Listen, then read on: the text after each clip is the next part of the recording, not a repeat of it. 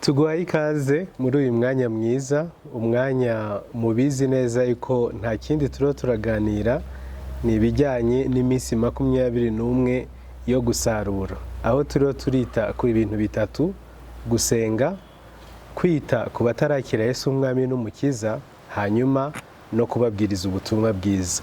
Muri kampanye twavuze ngo senga, biteho, babwiriza. Pray, care and share. Uyu munsi ni umunsi wundi mwiza Imana ituremeye kugira ngo tunezererwemo, kuko turi kumwe n'inshuti yanjye, nkunda kumwita grand frère, umuvandimwe mu by'ukuri, ni umushumba w'itorero rya Zion Temple Kimironko, nanone kandi ni umuyobozi w'amatorero ya Zion Temple muri Kigali. Mu buzima busanzwe akaba ari inzobere mu bijyanye na communication. Brother, karibu. Urakoze cyane Pst Flori. Icyambere kubwa iminsi 21 yo gusarura, ariko no kuntumira kugira ngo tuganire kuyivuga butumwa cyangwa se kugusarura ibisarurwa. I know, ndabizi neza yuko uyu mugabo si umushumba, ni umuvuga butumwa w'umushumba, cyangwa ni umushumba w'umuvuga butumwa, byose biravugika. Yego rwose. Turi mu bihe rero byiza, kuko twifuza kuganira ikintu cy'ingenzi. Benshi bakunze kubwirwa ngo mujye kubwiriza ubutumwa bwiza. Ni ukuri, ni nacyo Bibiliya itubwira, ariko siko benshi bazi ni gute umuntu yabwiriza ubutumwa bwiza. Nicyo kintu turi butindeho uyu mwanya, tuganira na Pst Didier, twiyungura. Ahari aho nawe ushobora kuzana benshi bashoboka kuri Kristo. Imana yagukoresha kandi ikagukoresha iby'ubutwari. Dutangira, ndumva twaganira mu gutangira, nshaka kubaza Pst Didier, ubundi dukunze ku abantu bose barabwiriza, abantu bose baraganira. Urabona, ikindi nabonye byoroshye kubwiriza ubutumwa ku gatuti kurusha kubwiriza umuntu ku wundi. Ariko numva nifuza ko abo turi kumwe babasha kumva ikintu kimwe. Ese ubundi ubutumwa bwiza ni iki? Ubutumwa bwiza umuntu bwo kubwiriza ni iki? Ariko nanone ni gute umuntu ubwo butumwa bwiza yabubwiriza?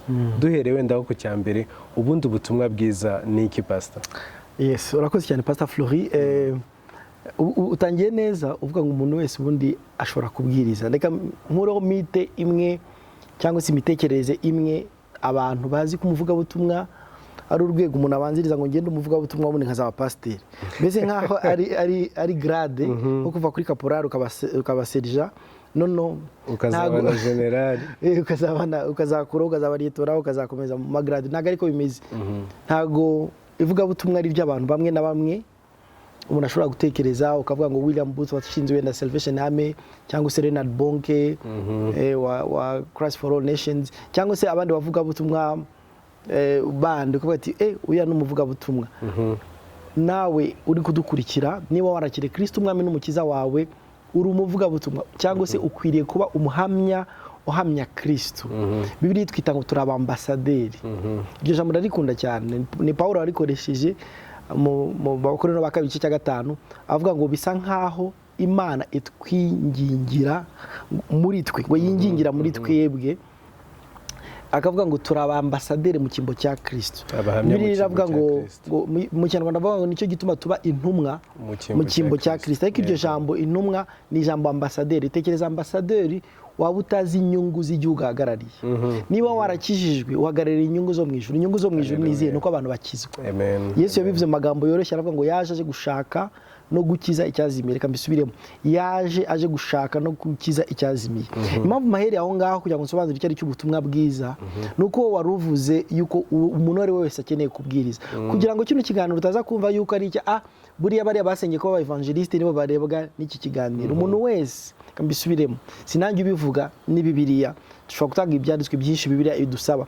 Umuntu wese wakiriye Kristo umwami n'umukiza akeneye guhinduka umuhamya uhamya ko Kristo yakiriye mu bataramumenya. Akeneye guhinduka umuvuga butumwa wese. Ibyo ntibikuye ko hari abantu Imana yahamagariye ko bavuga butumwa ku rundi ruhande, ariko twebwe twese tugomba kuba abavuga butumwa mu cyimbo cya Kristo. Twire kuba tureka Kristo akingingira abantu muri twebwe. Nukuvuga akanwa kawe Kristo akagakoresha, amaboko yawe niba uzi kwandika Kristo akayakoresha, social media zawe Kristo akazikoresha wingingira abantu kwiyunga na Kristo cyangwa se gukizwa. None ivugabutumwa ni iki kibazo warumbajije? Ni ngombwa ko turisobanukirwa. Ndabisobanura mu bice bitatu, nizere ko ntaza gutinda rwose, Imana imfashe nsobanura icyo ivugabutumwa. Icya mbere ivugabutumwa ni ukubwiriza Yesu, ni inkuru nziza yo kubwiriza Yesu kubera ko hari ikibazo gihari cyitwa icyaha, nicyo cya kabiri. Ni inkuru nziza yo kubwiriza Kristo kubera ko hari ikibazo gihari cyitwa icyaha, hakaba n'igisubizo cy'icyo kibazo cyitwa Kristo. Reka ntangire nsobanura ubundi iryo jambo ivugabutumwa. Ndaza kujya kuri ibyo bintu bitatu mvuze, inkuru nziza, icyaha ndetse na Kristo, ariko mbanze nsobanura icyo ivugabutumwa. Iryo jambo gospel, evangile mu gifaransa cyangwa inkuru nziza mu kinyarwanda, version zimwe zikoresha ijambo inkuru nziza, izindi zigakoresha ubutumwa bwiza, ariko icyo bishatse kuvuga ni kimwe, ni bonne nouvelle, good news. Noneho wabishyira mu zindi ndimi bakabita gospel cyangwa evangile. Ubundi iryo ni ijambo ryakoreshwaga mu rurimi rwa gisirikare. Hari amagambo menshi dufite mu buzima bwa Bibiliya ariko ataratangiye ari amagambo y'idini. Ni amagambo menshi pe, nshobora kubabwiraho urutonde rwayo, ariko ni amagambo menshi. Rimwe muri iryo jambo ni ijambo gospel, ubutumwa bwiza. Kera iyo abasirikare babaga bagiye ku rugamba, ndavuga abasirikare b'Abaroma cyangwa se Empire Grec, abasirikare b'Abagiriki, iyo babaga bagiye ku rugamba bakarwana n'umwanzi, barangiza bagafata bamwe mu bo barwanaga bakabafata ari imbohe. Warwanye, hanyuma general wari uyoboye urugamba aratsinda, ariko abo barwanaga yafashemo abatapfuye, hari abandi yafashe nk'aba prisonniers de guerre cyangwa se nk'imbohe z'urugamba. Yashobora kubakorera ibintu bibiri. Yashobora kuvuga ngo mugende, yashobora gutanga itegeko, general uyoboye urugamba akavuga ngo mugende bari abantu mwafashe ku rugamba mu bici. Cyangwa yashobora gutanga nanone akavuga ati abantu mwafashe ku rugamba mubabarire ntibapfe.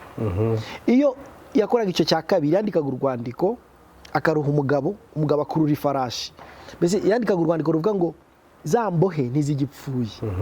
Urwo rwandiko nirwo bitaga gospel, nirwo bitaga evangile. Bikomoka ku ijambo ry'ikigereki yita evangelion cyangwa se evangelium mu kilatini, ariko ni ijambo rivuga ngo hari urwandiko generali yanditse ruvuga ngo ntitugipfuye. Umugabo wuriraga ifarashi akagenda aho za mbohe zibohewe, yagendaga afite, bamwita evangelist, umuvugabutumwa, cyangwa se azanye inkuru nziza yuko tutagipfuye. Naho reka rero mpite nsobanura rero aho ngaho. Ni ukuvuga inkuru nziza ntabwo ari Bibiliya. Mumbabarire abateoloji nimuze kuntera amabuye, ndabizi ko ari inkuru nziza. Tuzajya dusoma ngo ubutumwa bwiza bwanditswe na Yohana, ubutumwa bwiza bwanditswe na Matayo, kandi koko nanjye ndabyemera, ariko buhinduka inkuru nziza iyo bwavuzwe. Did you get? Ni ukuvuga inkuru nziza igihe generali yabaga yanditse ngo imfungwa ntizigipfuye, ntabwo yabaga ari inkuru nziza icyo gihe icyanditse. Yahindukaga inkuru nziza igihe evangeliste yayijyanaga akayimenyesha babandi, akavuga ngo ntimugipfuye, bakishima bakavuga ngo wow ntitugipfuye.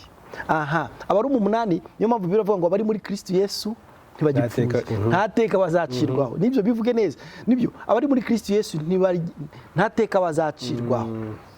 Mpora gasobanura impamvu batazacirwaho iteka, ariko ubundi ni iki inkuru nziza bivuga. Iyi nkuru nziza iravuga ngo niba uri muri Kristo Yesu ntugipfuye, niyo nkuru nziza. Ubwo nibwo busobanuro bwumvikana cyane bw'inkuru nziza. Ese noneho ushobora kwibaza ubundi se babishwe n'iki? Ni cya kibazo nakubwiye cya kabiri cyitwa icyaha.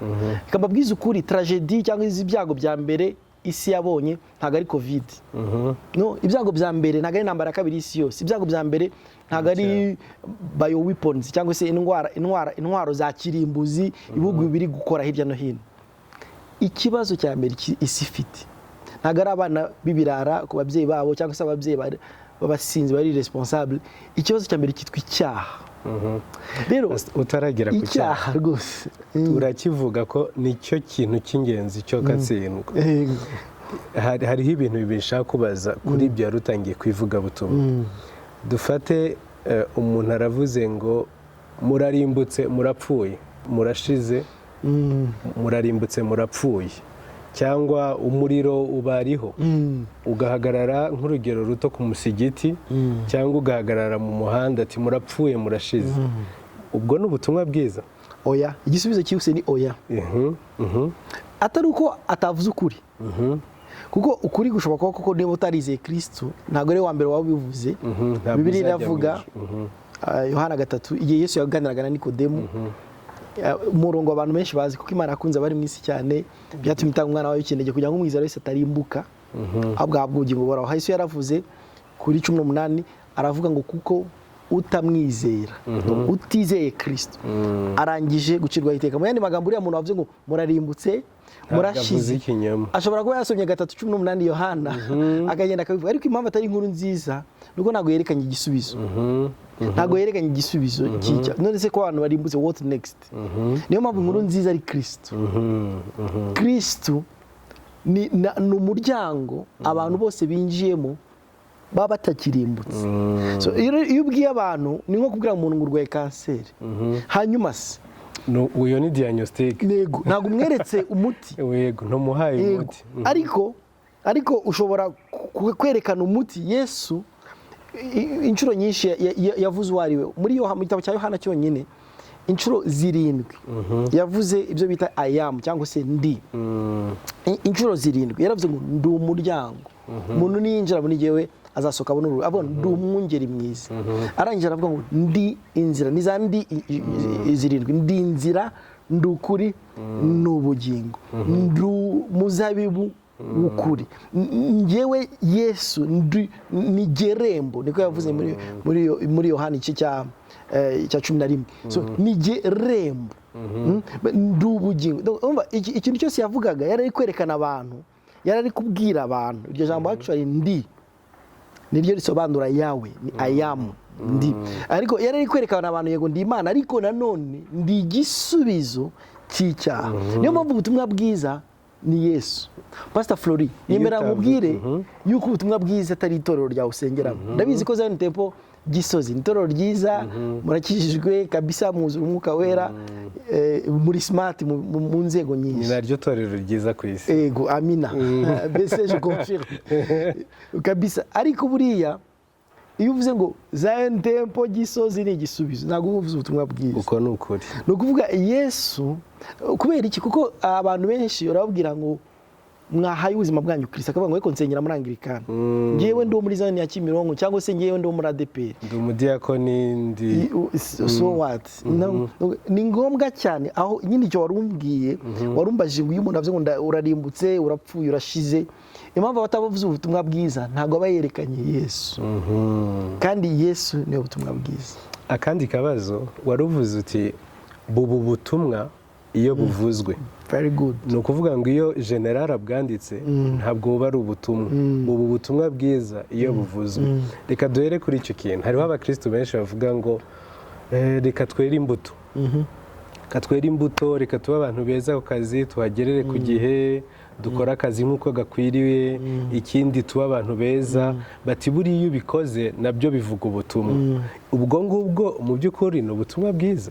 Ugize neza gumaze iki kibazo we, numva nagisubiza amagurutse. Ariko ugize neza cyane. Kuko reka manangire kuri ku mateka. Iyo urebye ibihugu byagiye bibwiriza ubutumwa bwiza byaguye muri uwo mutego. Ndavuga ibihugu by'Uburayi cyane cyane. Ibihugu tuzi uyu munsi byazanye ubutumwa bwiza, byageze muri Veye cyane cyane charismatique, ibihugu bya Scandinavia, Suède, Norvège, byari ibihugu rwose umwuka wera yagendereye cyane, ariko bagera ahantu bakavuga ati reka twere imbuto, tukora ibyiza, bakanahetinda muri cultural transformation, guhinduka umuco w'igihugu cyose cyane. Ni nk'ibyo bakavuga ati ntiwanduranye, ubane n'abantu bose neza, ujye muri abafunze, ujye kwa muganga, ntiwibe umusoro. Noneho ibyo kuvuga si ngombwa, ibyo ubwabyo bizabyera imbuto nziza. Reka nkubwire ko ubwo ni ubutumwa bwiza, yego, ariko bw'igice. It is half truth. Reka mbisubiremo neza. Ni ubutumwa bwiza bw'igice. Yesu yaravuze ngo mugomba kugira ingeso nziza ngo hagati y'abapagani. Byumvikane? Ni kimwe n'uvuga atagira za ngeso nziza nabwo ni ubutumwa bw'ikinyoma. Ni ubutumwa bw'ikinyoma ko ntago yera imbuto. Nuba imbuto ni ngombwa, ingeso nziza ni nziza. Yesu yarabivuze rwose avuga mugire ingeso nziza hagati y'abapagani ngo kugira ngo nubwo babasebya ngo bazashima Imana ku munsi wo kugendererwamo kwabo. Impamvu ariko mugise ubutumwa bwiza butuzuye ni byanditswe byinshi natanga. Petero aravuga ngo umurimbo wanyu wo kuba uw'inyuma. None akagenda avuga ngo imyenda myiza cyangwa se imyenda y'imihengeri, kuboha umusatsi n'ibindi, ngo umurimbo wanyu ngo ube w'imbere. Ababwira cyane cyane abadamu, ariko siho honyine gusa. Nanone Petero arongera akavuga ngo muhore mwiteguye guhora musubiza umuntu ubabwira impamvu z'ibyingiro byanyu. Ariko icyo ndashaka kwerekana, ingeso nziza zirakenewe. Ese Yakobo ntiyavuze ngo kwizera kudafite imirimo kuba gupfuye? So ingeso nziza zirakenewe cyane, ni ngombwa. Ariko impamvu umuntu utakererwa ku kazi, umuntu utiba umusoro, umuntu udatwara impapuro ngo zitahana abana bazikorera devoir kandi ari impapuro za institution, impamvu bidahagije nuko hari ikindi gice cya kabiri gituma bubu butumwa bwiza ari uko bwavuzwe. Ni igice bita proclamation. Nicyo gice, niyo mpamvu nakunze iminsi 21 mwaravuze you have to care, ariko ntibirangirire, unahamye, share, gira icyo ukora, hamya. Nuvuga ugira ingeso nziza. Niba hari umuntu muturanye mubana mu gipangu wagize ibyago, you care, umwiteho, ariko unahamye. Proclamation rero impamvu ari ngombwa nuko kwizera kuzanwa n'iki? Ntabwo kuzanwa n'imirimo. Kwizera none se bumva ariko batavuze.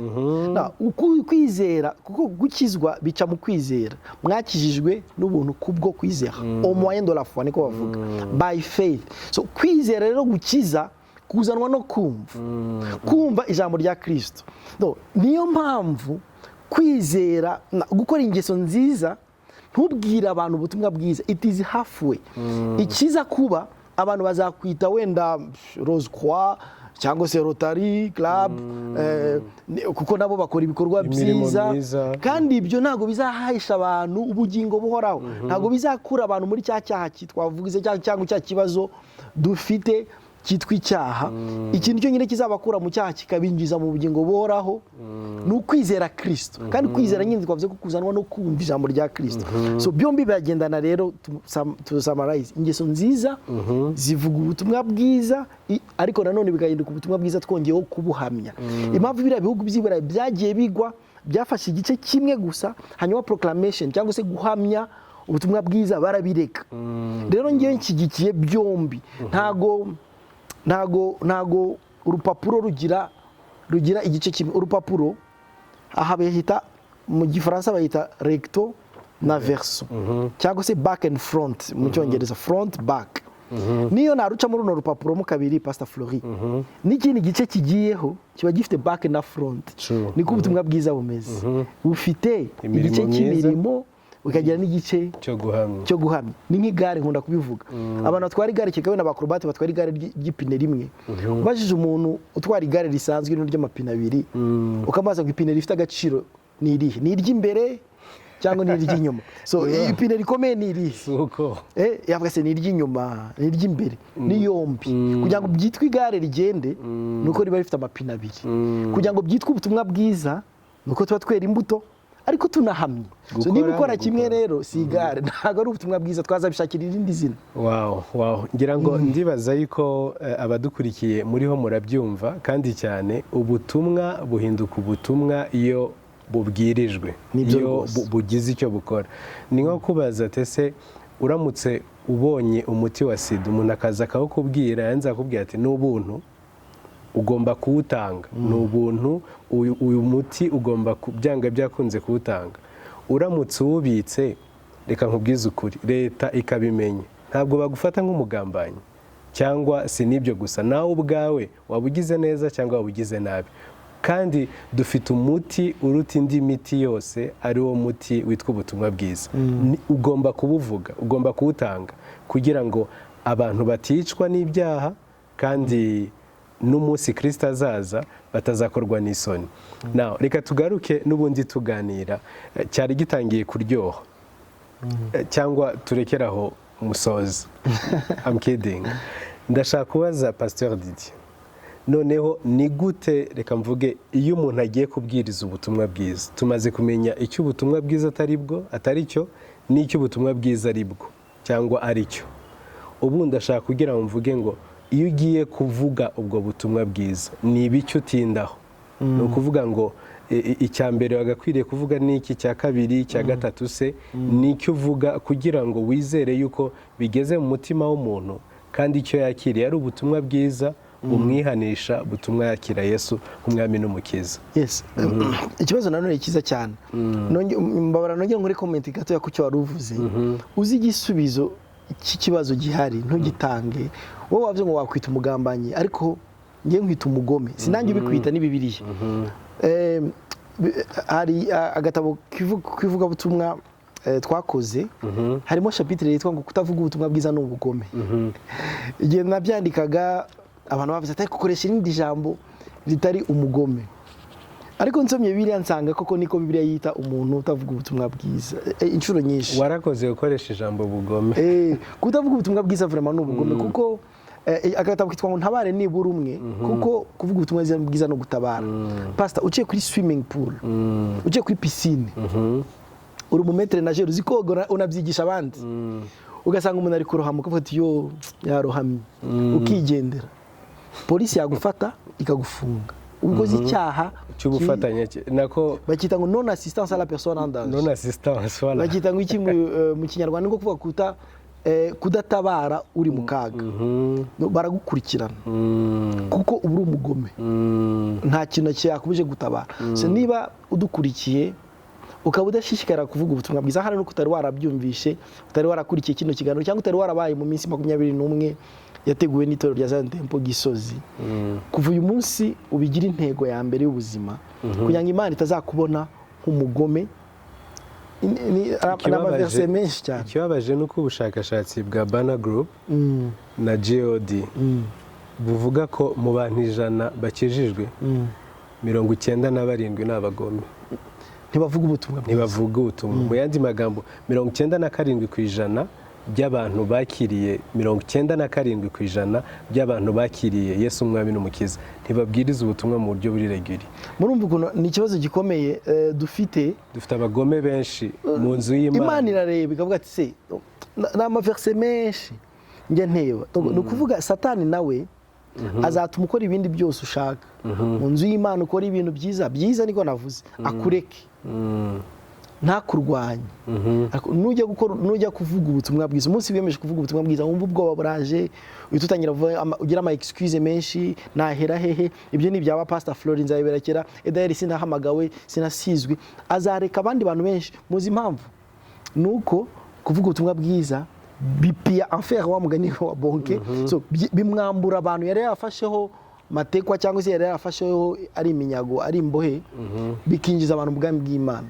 Rero ntashaka kubura abantu, niyo mpamvu abuza abantu 97% by'abakijijwe, arababwira ngo rwose mwinvestise mu bindi, ariko ntimushyire amafaranga mu ivugabutumwa, ntimushyire umwanya mu ivugabutumwa, ntimushyire energy, imbaraga zanyu mu ivugabutumwa. Ni ikibazo si abantu gusa, hari n'amatorero usanga hari, ariko ugasanga nta gahunda z'ivugabutumwa agira gahunda za massage. Ngita massage ni to feel good, you know. Abakijijwe nyine bakomeza babakandakanda to feel good, ariko ntago bagira gahunda nimwe yo gusohoka ngo bajye kubwiriza abandi bantu ubutumwa bwiza. Ongereho na sauna no kubashyushya. Urumva no kugira ngo bagubwe neza, which is good. Bibiliya ibiha umwanya nabyo. Hari umwanya wa fellowship muri gahunda z'itorero, hari umwanya wo gukura wa discipleship, ariko umutima wa Kristo icyamuzanye yaje gukiza, gushaka no gukiza icyazimiye. The heartbeat, Imana inezerwa, niho honyine nabonye Imana ikenera kunezerwa. Pastor, byarantangaje ibi ni ukuri.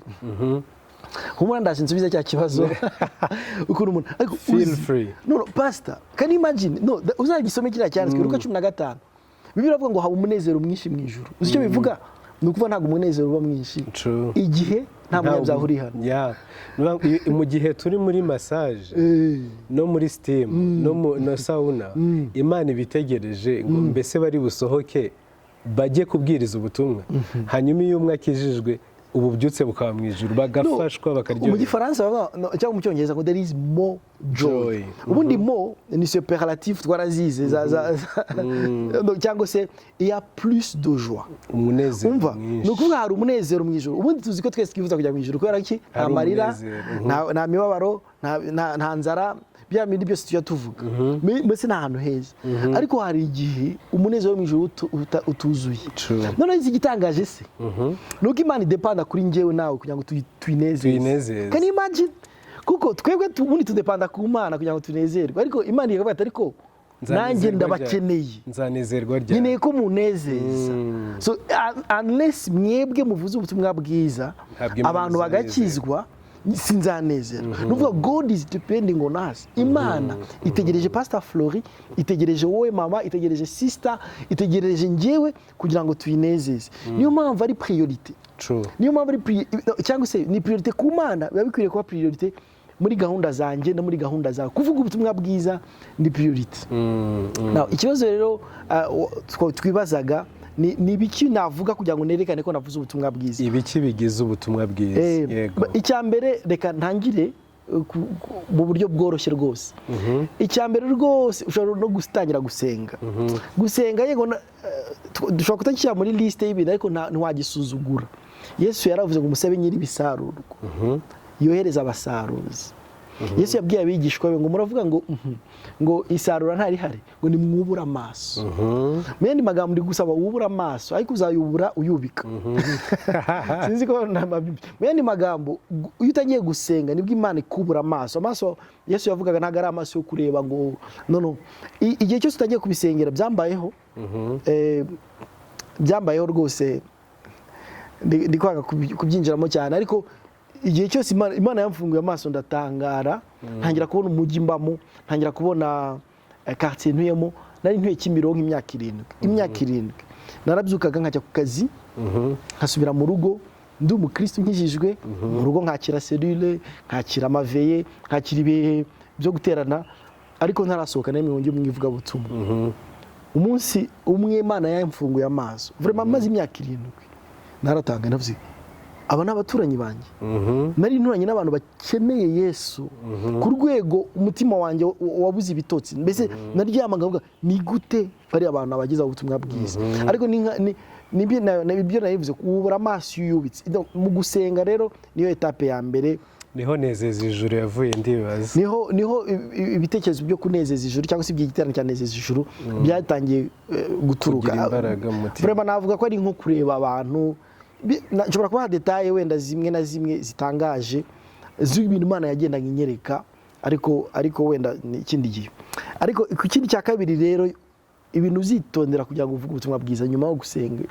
Icya mbere ugomba kubereka umugambi w'Imana kuri bo. Uwo muntu nubwo yaba yasinze, nubwo yaba kwita umugore, nubwo yaba ari umusambanyi, nubwo yaba akuramo inda, nubwo yaba yewe atakora n'ibyaha adakora n'ibyaha ibi ngibi biri Allahumma byahamagara ribu, ari umwana mwiza, ugomba kumwereka ko Imana imufitiye umugambi. Imana yamukunda, urukundo rwa Kristo, urukundo rw'Imana. Niyo ibi biye bintangaza, uzi ko niyo uba uri umwe ku isi akaba ari we wacumuye, abandi bose arabera, Kristo yari kuza gupfa. That's how much God loves you. Na Bibiliya irabivuga, yasize intama 99 ijya gushaka imwe yazimye. Ni ukuvuga ngo jyewe ndakonta ndi umwe jyenyine cyane. Urukundo rw'Imana n'umugambi w'Imana, ndizera yuko ari nayo mpamvu wanditse igitabo kivuga ngo ntabare nibura umwe. Ni ukuvuga ngo umwe ni mwinshi ku Mana cyane. Umwe ni mwinshi ku Mana ku rwego twebwe rimwe na rimwe tudatekereza. Urabona iyo bagiye bagutumiye ukajya kubwiriza ugasanga hicaye umuntu umwe, wavuga ngo bantesheje umwanya. Yesu ntago ariko yatekereza. Hallelujah. Yesu umwe was too many for him. Tubibona inshuro nyinshi cyane. Tubibona inshuro nyinshi umuntu umwe ni mwinshi ku Mana.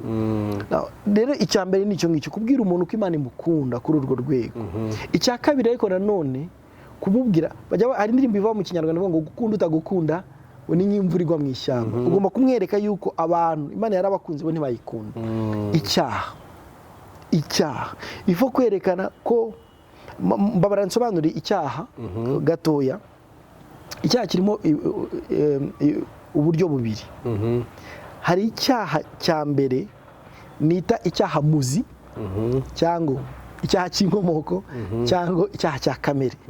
Ntabwo nza kujya muri teoloji cyane cyangwa se muri Bibiliya ngo mbisobanure icyo bishatse kuvuga, ariko icyo bishatse kuvuga mu magambo yoroshye ni uko twese twakoze ibyaha twese. Urabona ikibazo cyitwa ikibazo cya COVID-19 cya vide-19 nk'uko Pastor Sanogo yita vide-19, ikibazo ukuntu cyatangiye bavuga yuko aba epidemiologist cyangwa se abahanga mu byorezo bavuga yuko batangirira ku muntu bita ngo patient zero. Nubwo hari ahantu cyahereye, hari umuntu wa mbere wanduye COVID, bamwita patient zero. Uwo nguwo patient zero rero niwe iyo bagiye basubira inyuma kimaze kwandura abantu amamiliyoni n'amamiliyoni, abandi barapfuye benshi ku isi yose, kimaze kwagera ibihugu 190 byose bimaze kugerwamo ariko cyaturutse kuri vide zero, kuri patient umwe zero wanduye bwa mbere. Niko na Adamu yabaye patient zero. Hanyuma kuko twese abakomotse kwa Adamu twese twandura COVID, twandura icyaha, nta numwe warokotse mu bantu bose bakomotse kwa Adamu. Twese tuvuka turi abanyabyaha. Nshobora kubigupuruva rwose. L'homme n'est pas né bon. Abafilosofe bagiye bavuga ngo umuntu avuka ari mwiza, ngo ni societe imwanduza, ariko sibyo. Akana k'imyaka 3 cyangwa se k'amezi 3 karuma nyina kwibera. I know one kakamuruma kaenza kakanaseka. Uzi ko kagira umujinya batina we nako kumuha icyo yasabye, kakagira umujinya. Wibaza umujinya se yawurebeye mu yihe filime? No, ntago ari societe yamwanduje, nuko muri twebwe dufite kamere y'icyaha. Rero icyo cyaha nicyo Yesu yaje gukemura. Yesu yabyawe n'umugore ariko abaho atwarwa n'amategeko, ariko ntiyakora icyaha. Arangije ashyiraho indi, ahinduka Adamu wa kabiri. Sibyo, ashyiraho iyindi linya iravuga ngo niba ari patient zero wanduza abantu icyaha, nanjye ndaje kuba uwundi mu patient. Ndaje kuba cyangwa se ntabwo ari patient, icyo gihe ndaje kuba Savior. Nje kuba umukiza. Noneho abwira abantu ngo abari muri Kristo, ndavuga ngo nicyo gituma tudatekereza. Paulo yandikira Abakorino cyo cya 5, Abakorino wa 2, aravuga ngo ntabwo dutekereza Kristo dukurikije amateka n'amasekuruza ye, ngo ariko umuntu wese ari muri Kristo Yesu ahinduka icyaremwe gishya, arongera akarema, the new creation. So mu magambo yoroshye niba icyo ukeneye kuvuga, icya mbere bwira umuntu umugambi w'Imana, ko Imana imukunda. Ereka umuntu ko nubwo Imana imukunda watayikunda, kandi ibyo babita rebellion, ni icyaha. Ereka umuntu icyaha cyadutandukanyije n'Imana, ariko werekane yuko Imana itaturetse tudafite umurengezi, ahubwo Imana yohereje umwana wayo. Yesu niwe nzira n'ukuri n'ubugingo, niwe ukemura cya kibazo umuntu yari afitanye n'Imana. Niwe waje gushyiraho urutindo hagati y'umuntu w'umunyabyaha n'Imana yera. Kugira ngo umuntu w'umunyabyaha yiyunge n'Imana yera byasabaga Kristo, niwe wenyine. Reka nongere mbisubiremo, ntuzajye kuvuga ubutumwa bwiza nurangiye ngo rega muri Zion turakizwa, cyangwa se rwose turi proud, we are very proud y'amatorero yacu, the best church in the world. Tunezerwa rwose n'amatorero yacu, ariko kuvuga ngo pastor wanje arabwiriza rikaka, aratwika. Pastor wanje afite amavuta menshi, ariko aratwika kizamukira, ntago amanuka nk'abisi. Pastor afite amavuta menshi, ibyo ni byiza uzabibabwira, ariko banzu bereke Yesu. Niyo mpamvu ibyo bintu ntuzabiburemo mu ivugabutumwa ryawe. Kwereka umuntu urukundo rw'Imana, kubwira umuntu ko yatandukanyijwe n'Imana, nurangiza umwereke ko Yesu ari igisubizo. Icyanyuma umuha amahirwe yo kumwakira, umubwira uti emera, mwemere, kuko kwizera kuzanwa no kwemera. Iryo jambo kwizera abandi baryita kwemera. Nkunda kubigereranya n'ukuntu twasezeranye. Uzi ko we na Pastor Alice mwinjiye kwa iwabo w'umurenge, kwa executive, uravuga ngo njyewe nemeye kumbera umugore, tukazabana nkuko twabyiyemeje. À l'instant même, ako kanya yeye nasezeranaga, is it this, ni ibise ko numva nagihindutse.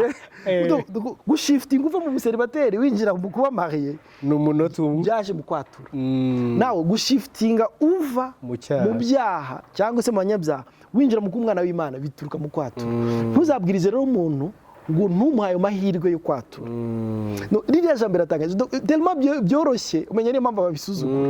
Iyo abagukizwa ari ukuva hano n'amaguru ukagera imaka abantu bakaba bajyayo, iyo ari ukuva hano tukagera nka hese ikibeho n'amavi tugendera ku mavi abantu bajyayo, ariko kuko bavuga ngo quiconque invoquera le nom de l'Éternel sera sauvé. Umva ngo uzambaza izina ry'Uwiteka, ni ukuvuga umuntu baha umwanya wo kwambaza izina ry'Uwiteka, babwira uti niba byizeye byature, give them an opportunity. Reka mbisubiremo ibyo bintu bindi, bwira umuntu umugambi w'Imana, umwereke yuko umuntu ari umunyabyaha atandukanyije n'Imana, nurangiza umwereke ko Yesu ari igisubizo, umuha amahirwe.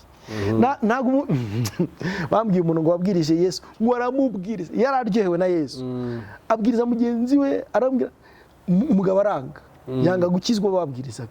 Nabikubwiye ibi bintu bindyoheye byahinduye ubuzima bwanjye, wanze kubyanga urabyanze ngo ndagukubita mpaka ubyembeye.